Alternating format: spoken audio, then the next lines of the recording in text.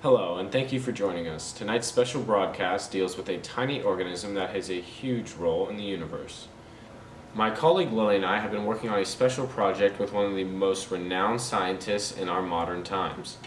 I'll let Lily explain.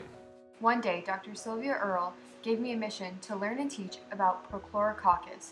I'd never heard of the word, and so I got to work on it right away. I got the Wild Over Wildlife crew together to discuss it so we could spread our knowledge to a broader audience. We were surprised to learn that Prochlorococcus is one of the most crucial elements to our existence, but wasn't discovered until just under 2 decades ago.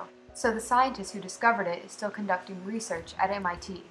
To dive deeper, we went straight to the source. Here's her message. Hello, my name is Penny Chisholm, and I'm a professor at MIT. I'm recording this from my cottage in Woods Hole, Massachusetts. I'm recording this for Lily, who, with her friends, has become a fan of Prochlorococcus, which is the organism that we study in my laboratory.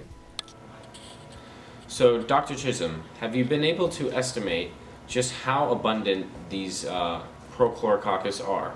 Prochlorococcus is the most abundant photosynthetic cell on the planet. There are a billion of these tiny microorganisms in the global oceans. Okay, so we have 7 billion people on the Earth. How does this compare to these organisms? If you gathered them all together and weighed them, they would weigh as much as all the humans on Earth. So they're very small, but there are a lot of them. Many viewers think that most oxygen comes from rainforests, from plants, but how do the oceans play a huge component in the oxygen levels of Earth? They conduct about 10% of all the photosynthesis of the phytoplankton in the oceans, and the phytoplankton together do half the photosynthesis on Earth. That is, they do as much as all of the plants on land, so they play a really important role in the global carbon cycle and in providing food for all the food webs in the ocean. I bet the mantas are happy to hear that.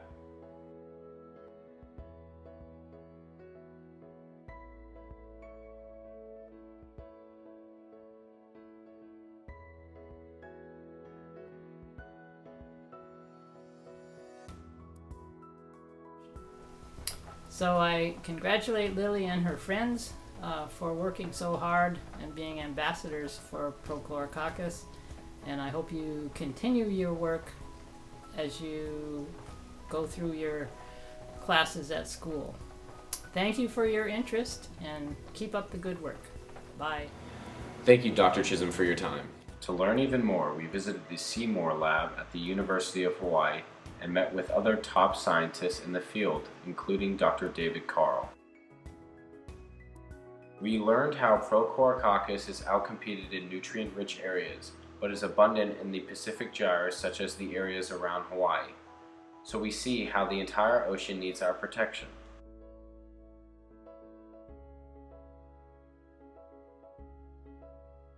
John Casey even showed us the phytoplankton through his microscope. So Lily, in your opinion, what does this all mean? Since the ocean provides half of the oxygen we breathe, starting with Prochlorococcus, we need to take very special care of it. Like participating in citizen science work such as hatchling releases, shark taggings, conservation awareness, restoration efforts on land and underwater, and educational outreach, to name a few.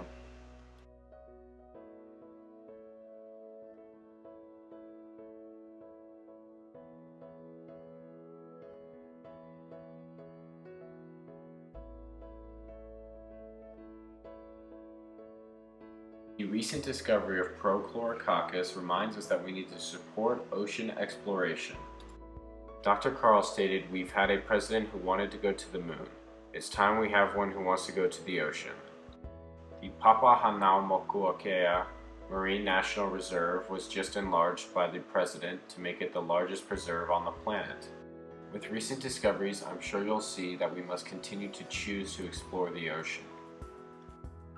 Thank you for joining us tonight. I hope you all realized how important the oceans are to our survival.